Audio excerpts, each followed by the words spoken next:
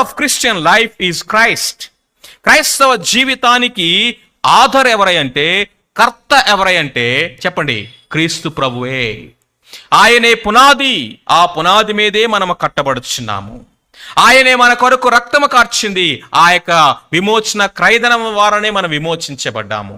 ఆయనే మనల్ని వెతుక్కుంటూ వచ్చింది నశించిపోతున్న వారిని, కాబట్టి ఆయనే మన రక్షకుడు.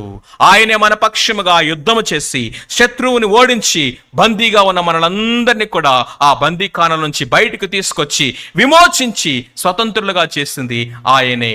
క్రైస్తవ జీవితానికి ఆథర్ ఎవరై అంటే క్రీస్తు ప్రభువే.